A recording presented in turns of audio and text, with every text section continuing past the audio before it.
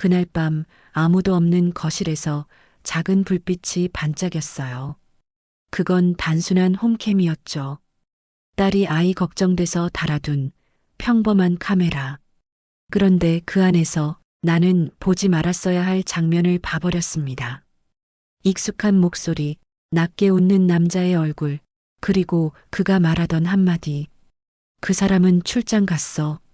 지금은 괜찮아. 순간 내 심장이 멎었어요. 그 목소리는 내 사위였습니다. 일막 우연히 본 영상. 나는 그날도 평소처럼 손주를 재워놓고 거실 정리를 하고 있었다. 딸은 야근이라 늦는다고 했고 사위는 아직 퇴근 전이었다. 불을 끄고 소파에 앉으니 조용한 집안의 냉장고 소리만 들렸다. 그때 TV 옆에 작은 불빛이 깜빡였다. 처음엔 콘센트인 줄 알았는데 가까이 가보니 렌즈 같은 게 있었다. 딸이 출근길에 한 말이 떠올랐다. 엄마, 이거 내가 달았어요. 요즘 이상한 일도 많고 아이 혼자 있을 때 불안해서요. 휴대폰으로 확인할 수 있대요. 그때는 대수롭지 않게 들었는데 막상 불빛을 보니 묘한 기분이 들었다. 그래도 딸 마음이 고마워서 그대로 두었다. 손주가 낮잠 잘 때 장난이라도 치면 확인할 수 있으니 나쁜 건 아니라고 생각했다. 며칠 뒤 딸은 출장으로 이틀 동안 집을 비웠다. 그날 밤 손주를 재워놓고 설거지를 마친 나는 무심코 딸의 태블릿을 만지다 홈캠 앱이라는 걸 눌러버렸다. 화면엔 거실이 비쳤다. 익숙한 풍경이라 아무 생각 없이 보고 있는데 현관문이 열리며 사위가 들어왔다. 그는 잠시 주변을 살피더니 휴대폰을 귀에 댔다. 응, 지금은 괜찮아. 애 자고 있어.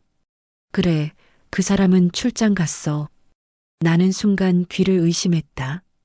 사위의 얼굴은 평소처럼 웃고 있었지만 목소리는 낮고 부드러웠다. 이야기의 흐름만 들어도 알 수 있었다. 그가 말하는 그 사람은 내 딸이었다. 그때 화면이 살짝 흔들렸다. 사위가 소파에 앉으며 웃었다. 그립다고? 아, 나도. 그 한마디가 내 귓속을 깊게 파고들었다. 나는 급히 화면을 닫았다. 손끝이 떨려서 태블릿을 떨어뜨릴 뻔했다. 화면이 꺼지자 내 얼굴이 비쳤다. 놀란 얼굴, 주름진 눈가, 그 안에 담긴 믿기 싫은 표정. 한참을 앉아 있었다. 눈물이 나려는 걸 억지로 삼켰다. 딸이 저 사람을 얼마나 믿는지, 그 믿음이 깨졌을 때 얼마나 무너질지를 너무 잘 알고 있었다. 왜냐하면 나도 그랬으니까. 젊은 시절 내 남편이 다른 여자와 나눈 전화를 나도 이렇게 우연히 들어버렸었다. 그때의 공기, 그때의 손끝 떨림이 다시 몸을 타고 올라왔다. 그날 밤 나는 아무 말도 하지 않았다. 다음 날 아침 딸은 여느 때처럼 밝게 인사를 하며 전화를 했다. 엄마, 아이 밥 잘 먹었죠? 이번 주만 지나면 좀 쉬어요. 그 목소리가 너무 평범해서 더 아팠다. 나는 웃으며 대답했다. 그래, 걱정 말고 일이나 잘해. 전화를 끊고 나서 한참을 멍하니 있었다. 말해야 할까? 아니면 모른 척해야 할까? 진실은 항상 무겁다. 나 하나가 감당하면 될 일일까? 아니면 딸에게 알려야 할까? 점심 무렵 손주가 내 무릎 위에서 장난을 치며 말했다. 할머니, 아빠 어제도 전화했어요. 웃으면서요. 나는 그저 아이의 머리를 쓰다듬었다. 그래, 아빠는 웃는 게 제일 좋지. 그 말을 하면서도 마음이 무너졌다. 밤이 되어 불을 끄고 나면 그 렌즈 불빛이 다시 나를 바라본다. 마치 나한테 묻는 것 같다. 당신은 이제 어떻게 할 거냐고. 나는 대답하지 않았다. 아직은 아무에게도 말할 수 없었다. 그저 속으로만 되뇌었다. 제발 내가 본 게 잘못이길. 하지만 마음 한쪽은 이미 알고 있었다. 진실은 잘못 보았다고 해서 사라지지 않는다는 걸. 그날 이후로 나는 그 조그만 불빛을 마주보지 않으려 애썼다. 하지만 시선은 매일 그곳으로 향했다. 그 안엔 우리 가족의 평온을 흔드는 어떤 시작이 숨겨져 있었다.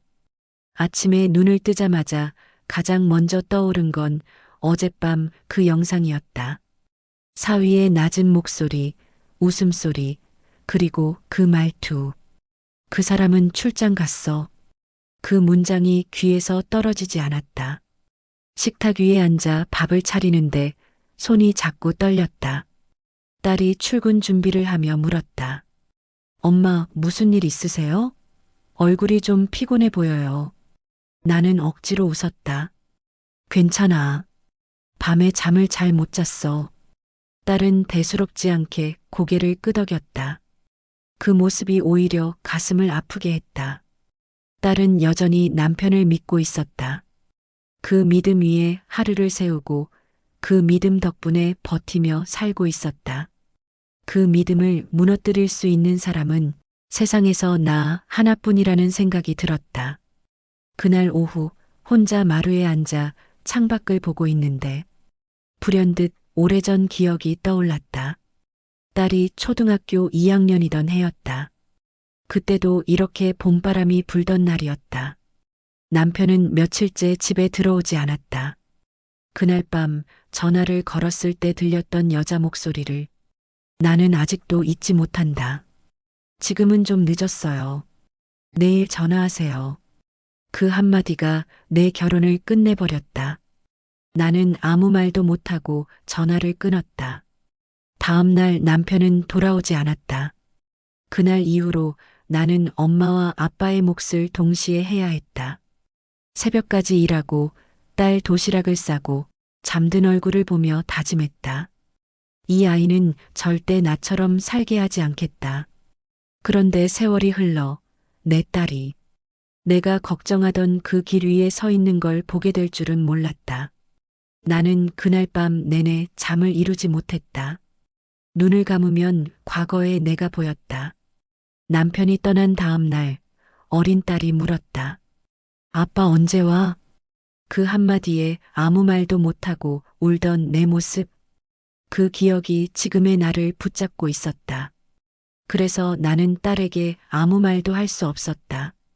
지금이라도 말해버리면 그때처럼 이 아이의 세상이 무너질까봐. 다음 날 저녁 딸이 퇴근해서 돌아왔다. 밥상 앞에 앉으며 말했다. 엄마, 우리 요즘 조금 나아진 것 같아요. 남편이 요즘은 일찍 들어오고 아이랑도 잘 놀아줘요. 그 말을 들으니 가슴이 저릿했다. 나는 그저 고개를 끄덕였다. 말하지 못하는 죄책감이 목끝까지 차올랐지만 그 순간만큼은 딸의 미소를 깨고 싶지 않았다. 식사 후 설거지를 하며 문득 생각했다. 진실은 결국 드러나게 되어 있다. 하지만 그날이 오기 전까지 내가 할 수 있는 건 이 집이 조금이라도 평온해 보이게 만드는 일뿐이었다. 손주가 내 품에 안겨 잠든 밤 나는 아이의 머리칼을 쓰다듬으며 속으로 되뇌었다. 이 아이만은 몰랐으면 좋겠다. 세상엔 몰라도 되는 진실도 있다는 걸. 그러나 마음 한쪽은 알았다. 진실은 오래 숨지 않는다. 그리고 언젠가 이 침묵의 대가를 치러야 한다는 것도. 며칠 동안 나는 딸과 사위의 얼굴을 똑바로 보지 못했다. 식탁에서 마주 앉아도 눈길이 자꾸 바닥으로 떨어졌다. 손주는 아무것도 모른 채 해맑게 웃었다. 할머니, 아빠랑 놀아도 돼요?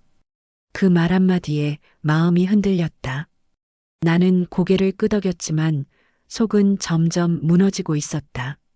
시간이 조금 지나면 잊을 수도 있을 거라 생각했다. 내가 본 게 오해이길, 잠깐의 착각이길 바랐다. 하지만 진실은 이상하게도 잊으려 할수록 자꾸 내 앞에 모습을 드러냈다. 그날은 토요일이었다. 딸은 아이를 데리고 피아노 학원에 갔고 사위는 혼자 집에 남았다. 나는 부엌에서 반찬을 정리하고 있었다. 조용한 가운데 거실에서 작은 진동음이 들렸다.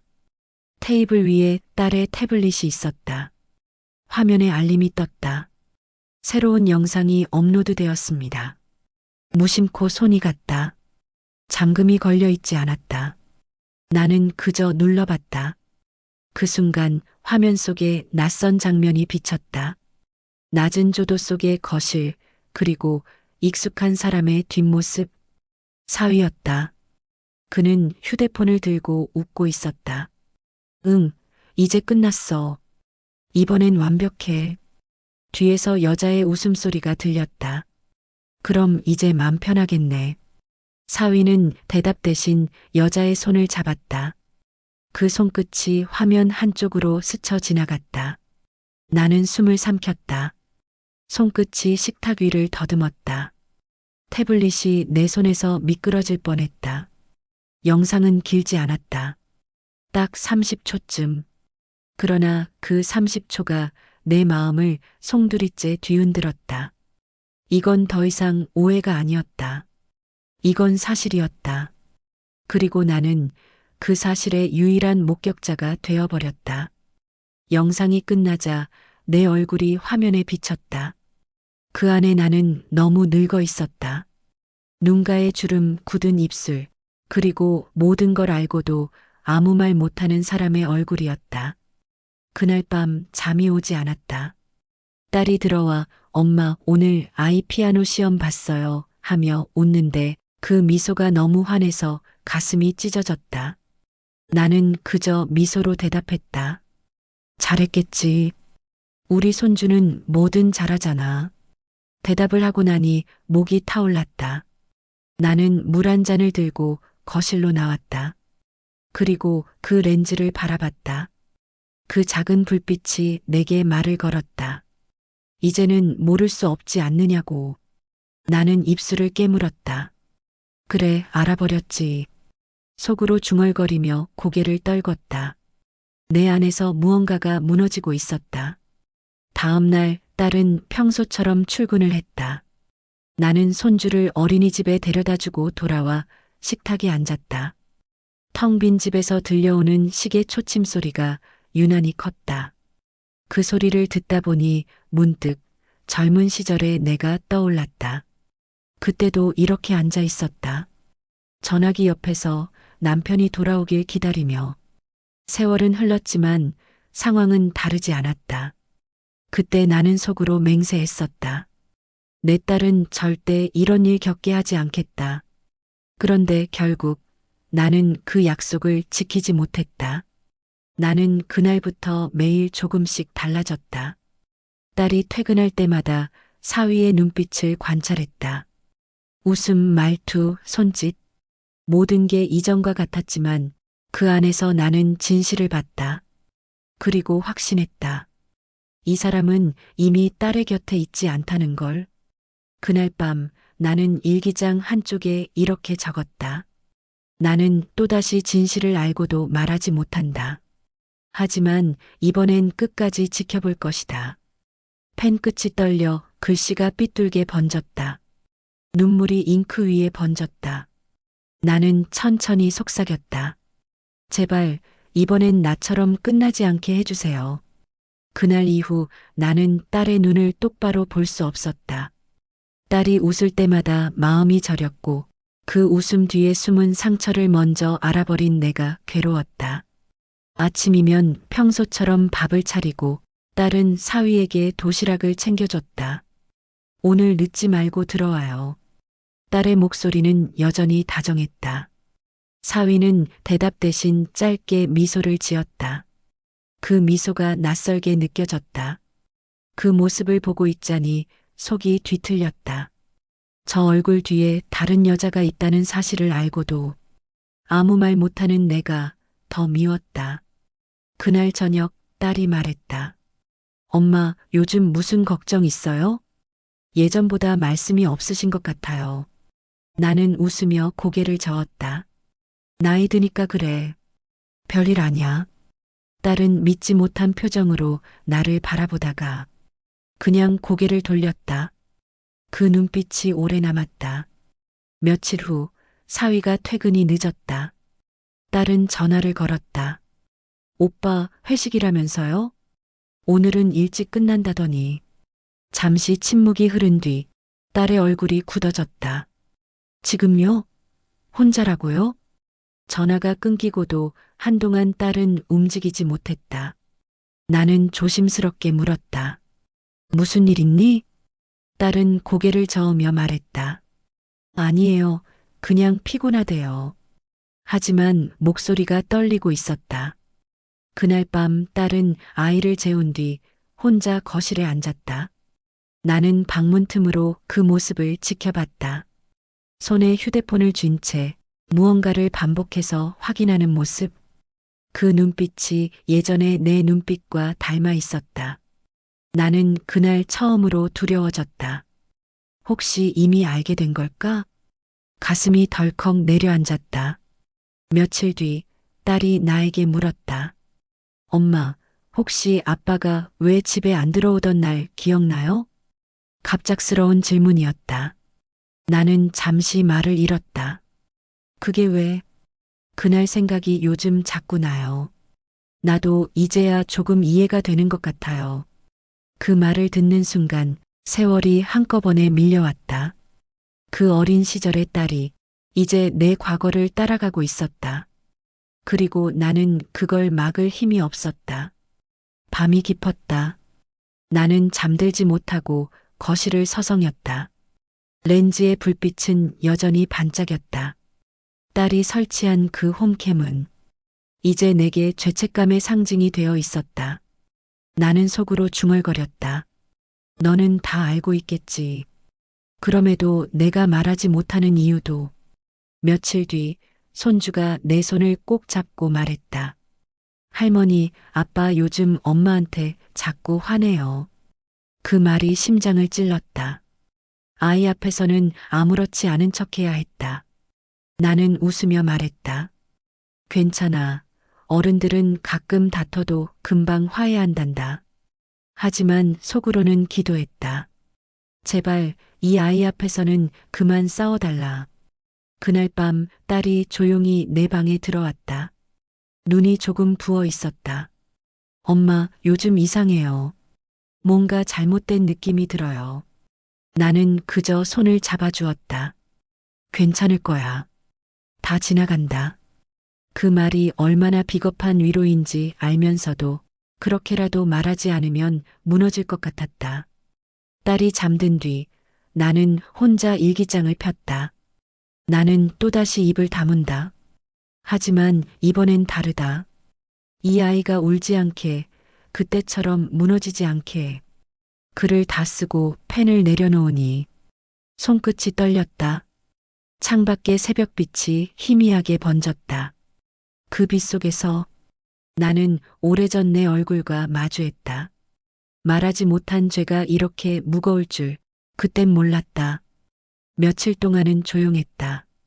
딸은 평소처럼 출근했고 사위는 여전히 늦게 들어왔다. 겉으로 보기엔 아무 일 없는 집이었다.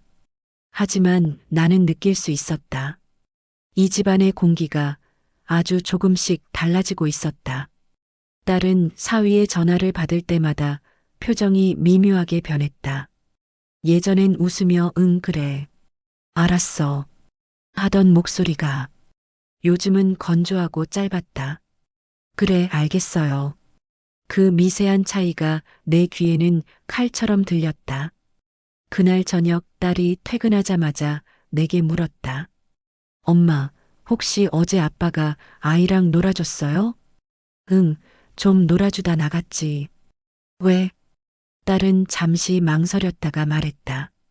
어제 회사 사람들이랑 술자리 있었다는데 이상해요. 그 시간에 영상이 찍혀 있었거든요. 그 말을 듣는 순간 손끝이 굳었다. 영상? 응, 홈캠.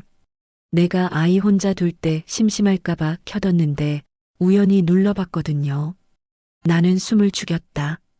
딸은 내 표정을 살피며 말했다. 근데 소리가 좀 이상했어요. 아빠 목소리 같은데 누군가랑 통화하는 것 같았어요. 그 말이 가슴을 찔렀다.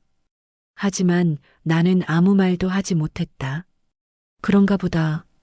오해일 수도 있지. 그렇게 말하며 고개를 숙였다. 딸은 내 얼굴을 바라보다가 조용히 방으로 들어갔다. 문이 닫히는 소리가 들리는 순간 나는 주저앉을 뻔했다.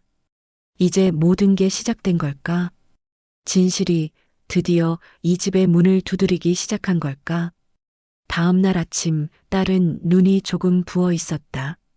엄마, 나 오늘 회사 쉬려고요. 왜 어디 아파? 그냥 집에 있고 싶어요. 나는 아무 말도 하지 않았다. 그저 밥을 차려주며 말했다. 그래, 푹 쉬어. 생각 정리도 하고. 그날 하루 딸은 방에서 거의 나오지 않았다. 나는 부엌에서 조용히 설거지를 하며 문틈으로 흘러나오는 딸의 흐느낌을 들었다. 그 소리가 내 심장을 파고들었다. 밤이 되자 딸이 내 방으로 왔다. 손에는 태블릿이 들려 있었다. 엄마, 이거 좀 같이 봐주세요. 나는 가슴이 철렁 내려앉았다. 딸은 재생 버튼을 눌렀다. 영상 속에는 거실이 비쳤다. 사위는 전화를 받고 있었다. 그의 표정은 낯설었다. 응, 그날 말한 거 처리했어. 이제 괜찮아. 그 말에 여자의 웃음소리가 섞였다. 딸은 아무 말도 하지 않고 그 장면을 끝까지 봤다. 그리고 화면이 꺼지자 고개를 숙인 채 한참 동안 움직이지 않았다. 엄마, 그 한마디가 너무 아팠다. 나는 아무 대답도 하지 못했다. 손을 내밀어 딸의 손등을 감쌌다. 그 손이 차가웠다. 나 어떻게 해야 돼요? 딸의 목소리가 떨렸다. 나는 잠시 눈을 감았다. 이럴 때일수록 내가 무너지면 안 돼. 아이를 생각해. 지금은 조금만 기다려보자. 딸은 고개를 끄덕였지만 눈물이 흘렀다. 나는 그 눈물을 닦아주며 속으로 말했다. 미안하다. 엄마가 조금만 더 용기 있었으면 좋았을 텐데. 그날 밤 나는 다시 일기장을 폈다. 진실은 결국 드러났다. 하지만 아직 말할 때가 아니다. 상처 위에 또 상처를 얹을 수는 없으니까. 그리고 조용히 펜을 덮었다. 밖에서는 비가 내리고 있었다. 창가에 맺힌 물방울이 흘러내리며 마치 눈물처럼 흔적을 남겼다. 그 순간 알았다. 이제 이 집의 평온은 오래가지 않을 거라는 걸. 진실이란 건 언제나 조용히 무너지는 법이었다. 아침부터 집이 달콤했다. 사위가 일찍 일어나 부엌에서 펜을 달그락거렸다. 달걀을 풀고 우유를 데우며 아이 이름을 부르자 아이가 잠결에 웃었다. 딸은 의자에 앉아 멍하니 컵을 감싼 채 앉아 있었다. 어젯밤 우리가 같이 본 그 영상이 머릿속을 떠나지 않는 눈이었다. 사위가 말했다. 어제는 미안했어. 요즘 내가 예민했나 봐. 오늘은 일찍 들어올게. 딸은 고개를 끄덕였지만 아무 말도 하지 않았다. 나는 접시를 내리며 조심스레 물었다. 회사 일은 괜찮니? 사위가 대신 웃어 보였다. 어머니, 제가 잘할게요. 걱정 붙들어 매세요. 그 말투가 익숙했다. 문제를 덮을 때마다 그가 꺼내는 따뜻한 담요 같은 말. 말은 따뜻했지만 방 안의 공기는 더 차가워졌다. 딸이 식탁 위 티슈를 괜히 접었다 폈다. 사위가 출근하고 문이 닫히자 나는 딸 옆에 앉았다. 오늘 하루는 가볍게 보내자. 밥은 내가 할 테니. 딸은 내 어깨에 잠깐 기대었다. 엄마, 나 흔들리면 안 되는데 자꾸 흔들려. 흔들리는 건 넘어지지 않으려고 버티고 있다는 뜻이야. 딸은 그제야 눈을 감고 숨을 길게 내쉬었다. 딸이 방으로 들어간 뒤 나는 거실로 나와 태블릿을 켰다. 홈캠 앱의 목록을 천천히 훑었다. 어젯밤과 그제, 그리고 그 전날. 비슷한 시간대에 비슷한 길이의 녹화가 남아 있었다. 망설임 끝에 외장 메모리를 가져왔다. 아이 사진을 옮겨두던 USB였다. 새 폴더를 만들고 날짜를 붙였다. 이 집을 지키는 기록. 폴더 이름을 그렇게 적고는 나도 모르게 한숨을 쉬었다.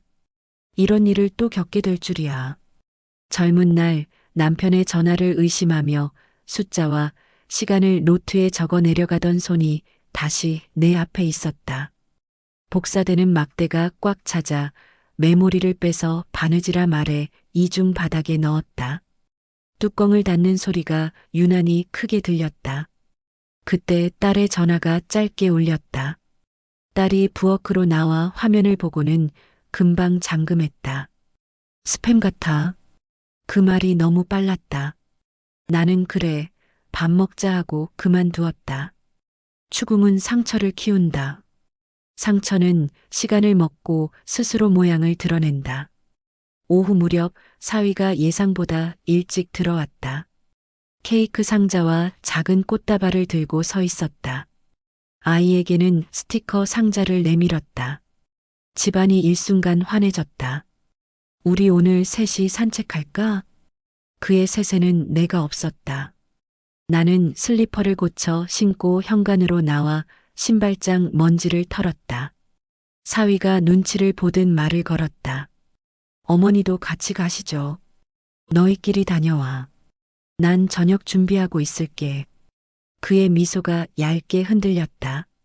문이 닫히고 새 발자국 소리가 계단을 내려갔다. 거실에 남은 향수 냄새가 천천히 식탁으로 내려앉았다. 나는 칼을 잡고 양파를 반으로 갈랐다. 매운 향이 올라와 눈이 시큰했지만 울지는 않았다. 울음을 아껴야 할 때가 있다. 울음은 결정 다음에 오는 게 낫다. 해가 기울 무렵 셋이 손에 손을 잡고 돌아왔다. 아이는 스티커를 셔츠에 잔뜩 붙이고 행복했다. 딸의 눈가는 약간 붉었고 사위의 목소리는 다시 부드러웠다. 어머니, 오늘 갈비찜 냄새가 최고네요. 내가 좋아하니 다행이다.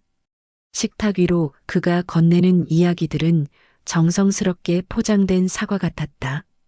회사 얘기, 팀장 얘기, 거래처 얘기. 한 숟가락 한 숟가락 사이사이에 미안과 고맙다가 섞였다. 딸은 말수가 적었다. 아이의 밥그릇만 부지런히 채웠다.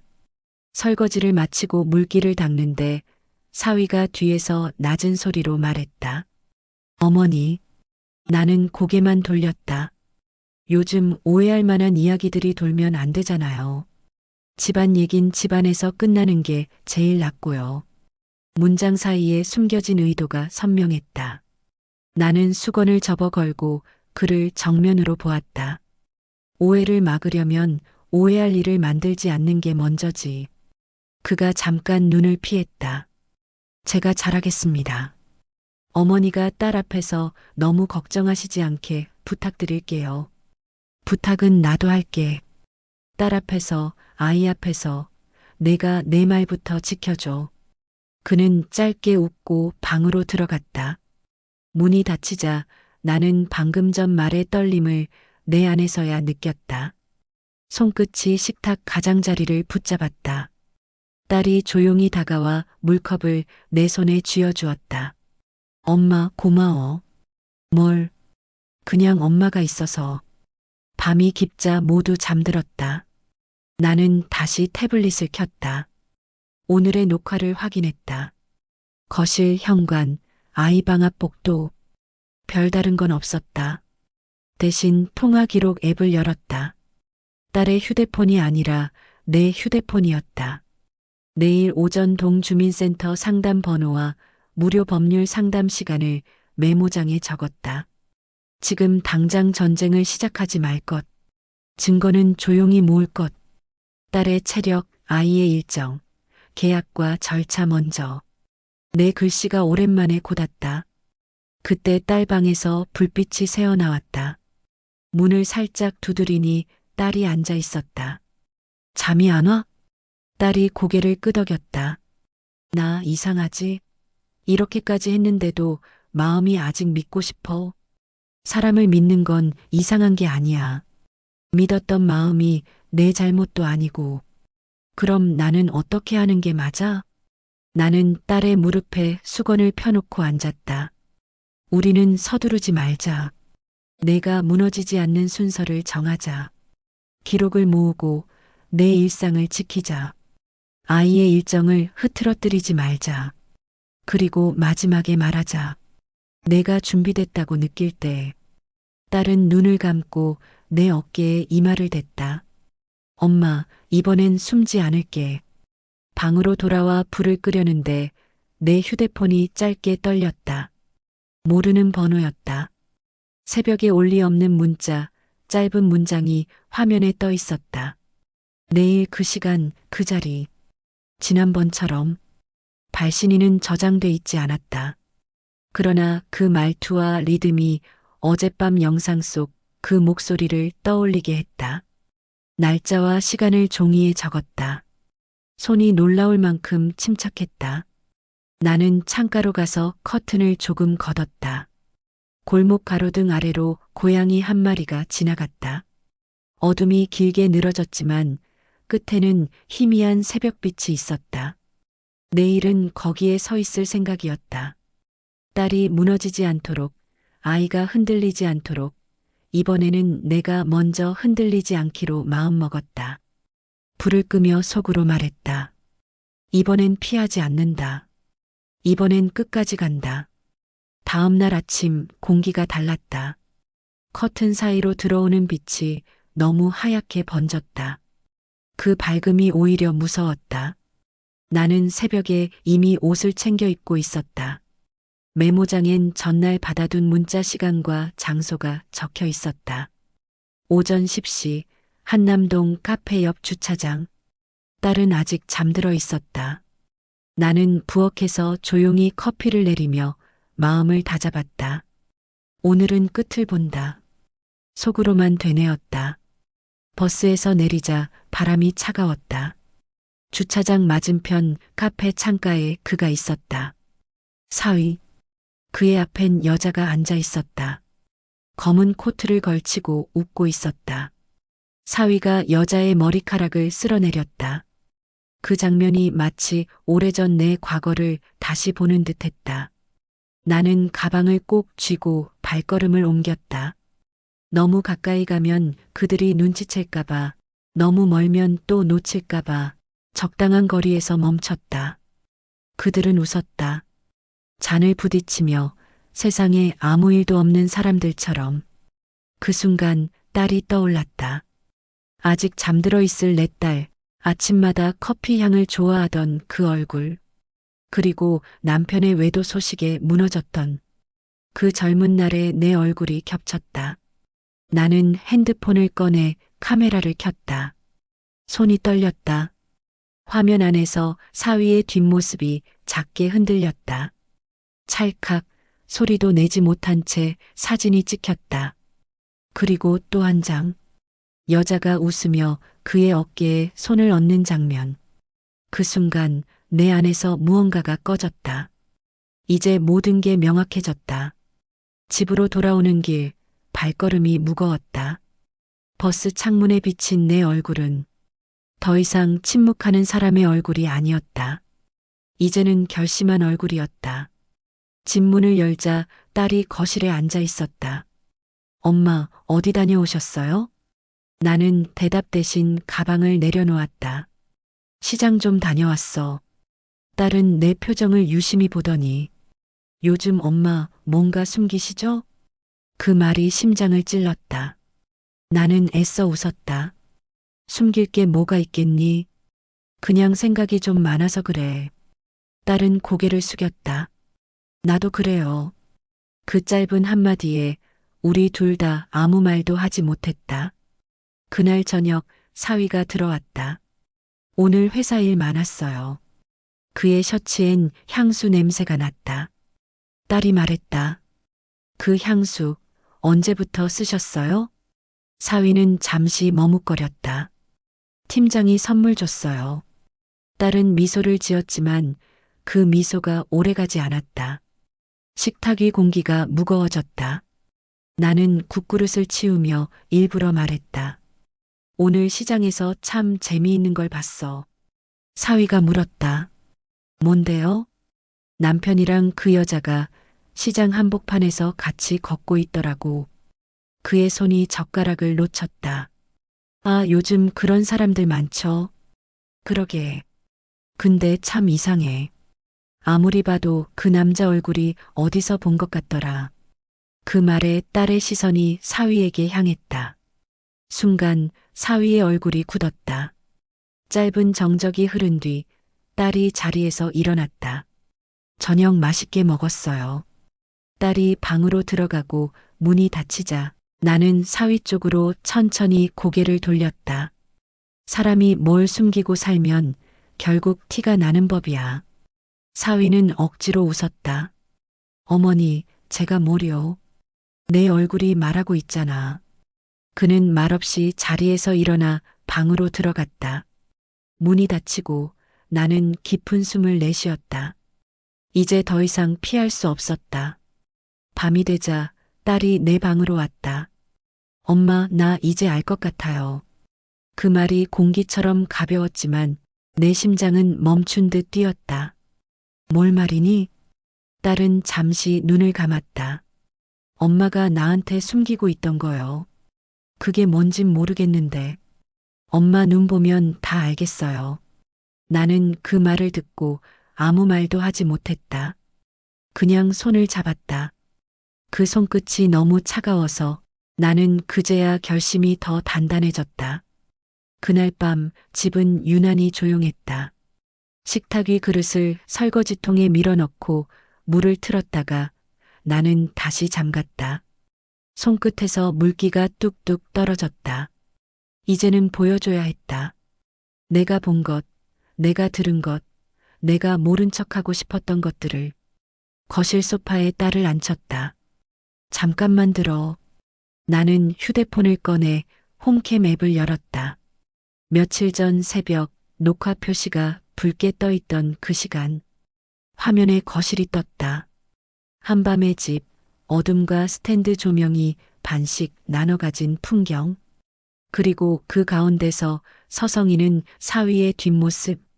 넥타이를 느슨하게 풀고 낮게 웃으며 전화를 받는 목소리. 내일 그 카페 말고 지난번 주차장 옆 골목으로 그래. 거기. 응, 보고 싶어. 미치겠어. 딸의 손이 무릎에서 굳었다. 나는 일시정지를 눌렀다. 한 번 더 들을래? 딸은 고개를 끄덕이지도 젓지도 못했다. 나는 다시 재생했다. 사위의 웃음이 아주 가볍게, 그러나 너무 친밀하게 흘렀다. 그 가벼움이 칼이 되어 우리를 베었다. 편집한 거야?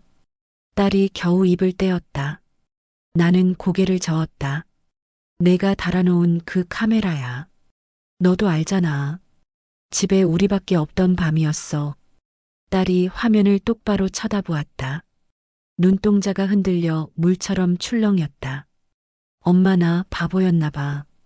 그 말이 나오자마자 나는 고개를 세차게 저었다. 바보는 내 남편이지. 지켜야 할 걸 못 지킨 사람이 바보야. 문이 열리는 소리가 들렸다. 사위가 들어왔다. 둘이 뭐해요? 나는 휴대폰 화면을 껐다. 딸이 침착하게 물었다. 오늘 어디 다녀왔어요? 사위는 신발을 벗으며 말했다. 갑자기 회의 잡혀서 사장님이랑 저녁. 한남동. 사위의 손동작이 잠깐 멈췄다. 거긴 왜 아침에 들렀지. 그는 곧바로 미소를 붙였다. 커피 마시러. 나는 조용히 말했다. 혼자였니? 사위가 피식 웃었다. 어머니, 그걸 왜? 그냥 궁금해서. 혼자 웃는 법도 연습해야지, 사람은. 그가 웃음을 거두었다. 거실 공기가 금방 마르고 따가워졌다. 딸이 자리에서 일어났다. 잠깐만. 그녀가 싱크대로 가 물을 한 잔 들고 와 자신의 무릎 위에 내려놓았다. 지금부터 내가 묻는 말에 천천히 대답해요. 오늘 누굴 만났어요? 사람을 왜 만납니까? 회사 사람이죠. 그 회사 사람 이름이 뭐예요? 사위가 눈썹을 찌푸렸다. 왜 신문해요? 딸은 물컵을 들었다가 다시 놓았다. 신문 아니고 확인이에요. 나한테 거짓말을 하면 당신 자신이 더 힘들어져. 사위가 내 쪽을 보았다. 내 눈은 그의 어깨 너머 어둠을 보고 있었다. 어머니가 뭘 잘못 보신 것 같은데요. 그가 말을 길게 느렸다. 그 카메라, 어머니가 요새 자꾸 만지시죠? 잘못 누르면 오해 생깁니다. 나는 웃음이 나왔다. 그 카메라, 누가 달았는지 기억나니? 내 아내가 달았어. 너를 믿어서, 집을 믿어서. 사위의 시선이 딸에게로 옮겨갔다. 당신이 왜 그런 걸 달아? 나를 의심해서? 아이 때문에. 딸의 목소리가 낮고 또렷했다. 밤에 갑자기 울기도 하고 낯선 소리에도 놀라니까. 그녀는 사위를 오래 바라보았다. 그런데 말이야. 아이를 지키려고 달아놓은 카메라가 결국 나를 지켰네. 그가 무언가를 말하려 입을 열었다가 닫았다. 딸이 내게 손을 내밀었다. 엄마, 아까 그거 다시 틀어줘. 나는 볼륨을 조금 낮추고 재생했다. 사위의 목소리가 다시 거실로 흘렀다. 날짜와 시간이 고스란히 찍혀 있었다. 딸은 화면 구석의 시계를 보았다. 그 시간 당신은 회의 중이라고 했어. 회의 끝나고 잠깐 전화한 거야. 누구한테? 거래처. 딸은 고개를 저었다. 거래처랑 미치겠어라고 말해? 사위는 얼굴을 돌렸다.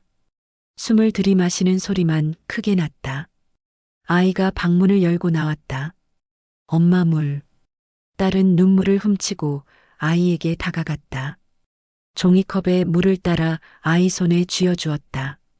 아이의 머리를 쓰다듬는 순간 딸의 손이 크게 떨렸다. 나는 아이를 안아 방에 데려다 눕혔다. 이불 끝을 고르고 전등을 껐다. 문을 닫고 돌아오는 길, 나는 마음속으로 셋을 헤아렸다. 딸, 아이, 그리고 나. 우리가 지켜야 할 셋. 거실로 돌아오자 사위가 팔짱을 낀 채 서 있었다. 그거 법적으로 문제되는 거 알아요? 허락 없이 녹음하고. 당신이 허락했어. 딸이 말을 끊었다.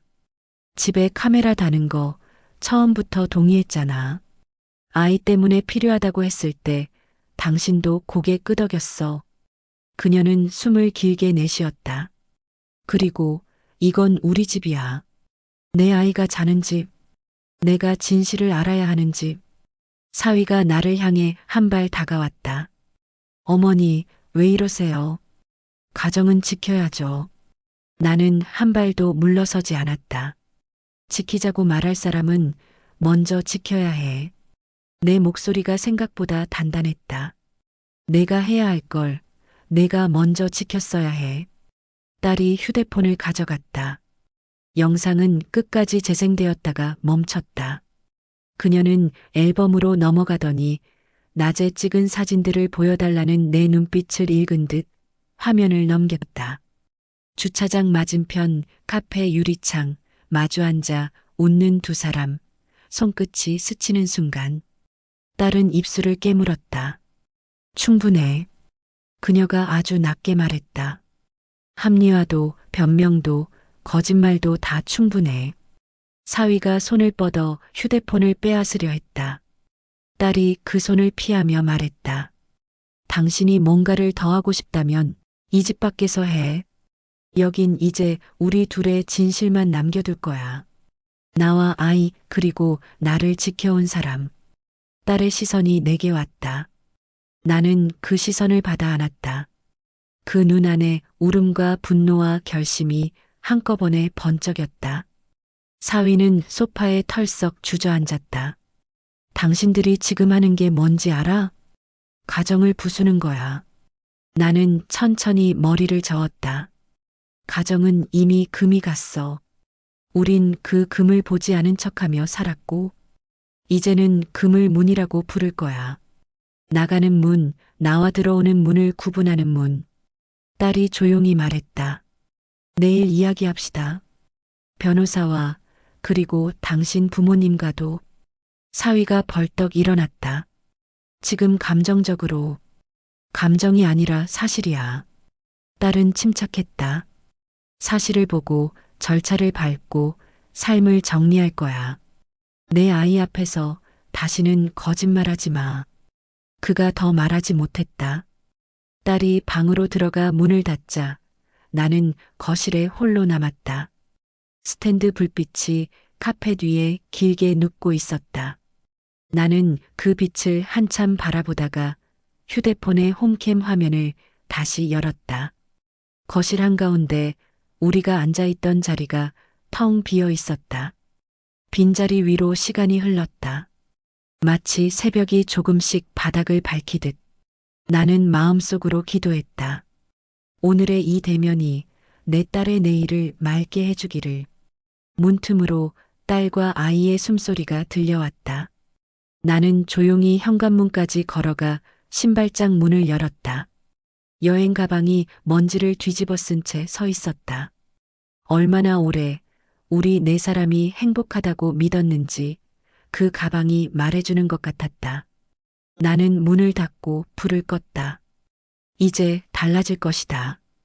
우리는 더 단단해질 것이다. 진실을 손에 넣은 밤은 늘 이렇게 차갑지만 차가운 밤을 지나야만 따뜻한 아침이 온다는 걸 나는 이미 한 번 배웠다. 그날 새벽 나는 평소보다 일찍 눈을 떴다. 방 안이 낯설게 고요했다. 딸의 방 불빛은 꺼져 있었고 대신 거실에서 희미한 소리가 들렸다. 문틈으로 바라보니 딸이 서류 봉투를 들고 있었다. 봉투엔 협의 이혼 신청서라는 글자가 또렷했다. 나는 아무 말도 하지 못했다. 그녀의 손이 떨리지 않는 걸 보고 오히려 놀랐다. 밤새 울었을 텐데 울음의 자국이 없었다. 그건 결심의 얼굴이었다. 딸이 나를 보고 잠시 멈췄다. 엄마, 나 이제 준비됐어요. 나는 고개를 천천히 끄덕였다. 그래, 내가 준비됐다면 그게 제일 중요한 거야. 아이에게 상처 주지 않게 천천히 정리할게요. 그 말에 나는 살짝 웃었다. 내 아빠일 때는 난 그렇게 못했어. 그땐 울고 소리 지르고 결국 도망쳤지. 근데 넌 다르다. 내가 이 집의 어른이야. 아침이 되자 사위가 정장을 입고 나왔다. 눈밑이 부었다. 딸이 식탁 위에 커피를 올려놓았다. 오늘 일찍 나가요? 응, 이사 준비도 좀 해야 해서. 사위는 대충 둘러댔다. 딸은 조용히 고개를 끄덕였다. 그럼 짐은 오늘 안에 정리하세요. 뭐? 오늘부턴 당신, 이 집 사람이 아니에요. 순간 공기가 얼었다. 사위가 딸을 바라봤다. 그게 무슨 말이야? 우린 이제 끝났어요. 이건 감정이 아니라 사실이에요. 딸은 손에 들고 있던 봉투를 내밀었다. 사위가 받아보지도 않고 소리쳤다. 당신 어머니가 시켰지? 나는 바로 끼어들었다. 아니다. 내 아내는 스스로 결정할 줄 아는 사람이야. 사위가 날 향해 발끈했다. 어머니는 가정이 깨지는 걸 원해요? 깨진 게 아니라 다시 짓는 거야. 이번엔 금간벽 위에 거짓을 덧바르지 않고. 그가 한 발짝 다가왔다. 딸이 막아서며 말했다. 당신이 이렇게 나올 줄 알았어요. 그래서 오늘 변호사도 증인도 다 준비했어요. 그 말에 사위는 입술을 깨물었다. 딸은 한숨을 내쉬며 덧붙였다. 아직 아이는 몰라요. 내가 직접 이야기할 거예요. 아빠는 멀리서 일하러 간다고. 그 이상은 말하지 않을 거예요. 사위가 고개를 숙였다. 잠시 후 아주 작은 목소리로 말했다. 그 여자랑은 끝났어요. 딸이 눈을 감았다가 뜨며 말했다. 끝났다고 해서 없던 일이 되진 않아요. 내 안엔 이미 자국이 남았어요. 그녀의 목소리는 담담했지만 눈가에 맺힌 눈물이 천천히 떨어졌다. 사위가 현관으로 걸어가며 말했다. 언젠가 후회할 거야. 나는 천천히 대답했다. 후회는 내 몫이야. 우리한텐 새로운 시작이 남았을 뿐이야. 문이 닫혔다. 딸은 그대로 주저앉았다. 나는 조용히 다가가 그녀의 어깨를 감쌌다. 괜찮아. 다 지나갈 거야. 딸이 고개를 숙인 채 물었다. 엄마는 그때 어떻게 견뎠어요? 나는 잠시 생각했다. 사람이 끝까지 견디는 게 아니라 하루씩 버티는 거야. 오늘을 견디면 내일은 조금 덜 아프거든. 딸이 내 품에 얼굴을 묻었다. 이젠 엄마처럼 살고 싶어요. 도망치지 않고 지켜내고. 나는 딸의 머리를 쓰다듬었다. 넌 이미 나보다 강해. 그날 오후 햇살이 거실로 깊게 스며들었다. 아이의 웃음소리가 방 안을 돌았다. 딸은 아이를 무릎에 앉히고 말했다. 우리 오늘 저녁에 김치전 부쳐 먹자. 아빠는? 아빠는 오늘은 멀리 가야 해. 우리끼리 먼저 맛있게 먹자. 아이의 얼굴엔 슬픔 대신 호기심이 비쳤다. 그럼 내가 아빠 목까지 2개 먹을게. 그 말에 딸이 웃었고 그 웃음을 보는 순간 나는 비로소 안심했다. 밤이 되자 나는 홈캠 앱을 마지막으로 열었다. 이제 더 이상 녹화할 이유가 없었다. 삭제 버튼을 눌렀다. 확인 메시지가 떴다. 모든 기록을 삭제하시겠습니까? 나는 천천히 눌렀다. 그래, 이제 됐다. 화면이 꺼지고 거실엔 오직 사람들의 숨소리만 남았다. 이제야 진짜 집 같았다. 시간이 조금 흘렀다. 봄 햇살이 부엌 창문으로 들어와 식탁을 따뜻하게 덮었다. 아침마다 들리던 그 남자의 구두 소리는 더 이상 없었다. 그 대신 아이의 웃음소리가 집을 가득 채웠다. 딸은 직장을 구했고 손주는 어린이집에 다니기 시작했다. 나는 여전히 이 집에 있었다. 엄마, 이제 엄마도 쉬어야 해요. 딸이 자주 하는 말이었지만 나는 그냥 웃으며 말했다. 내가 쉬는 게 쉬는 거냐? 내 웃음 보고 밥 해주는 게 내 휴식이지. 딸은 가끔 창가에 앉아 먼 산을 봤다. 이제 울지 않았다. 웃음도 눈물도 어느새 제자리를 찾았다. 그녀가 내게 말했다. 엄마, 나 가끔 그 사람한테 고맙단 생각이 들어요. 그 일 없었으면 난 아직도 내 마음을 몰랐을 거예요. 나는 고개를 끄덕였다. 맞다. 사람이 상처를 받아야 자기 얼굴을 알게 되는 법이지. 그게 인생이더라. 그날 저녁 아이가 그림을 그려서 내게 보여줬다. 할머니, 이게 우리야. 그림 속엔 3사람이 있었다. 나, 딸, 그리고 아이. 해가 크게 웃고 있었고 집 지붕 위에 작은 새 한 마리가 앉아 있었다. 나는 물었다. 아빠는? 아이는 잠시 생각하다가 말했다. 아빠는 멀리 있어. 근데 가끔 편지 보낼 거야. 그 말에 딸이 고개를 숙였지만 얼굴엔 미소가 번졌다. 나는 그 미소를 보며 속으로 말했다. 그래, 이게 인생이지. 밤이 되었다.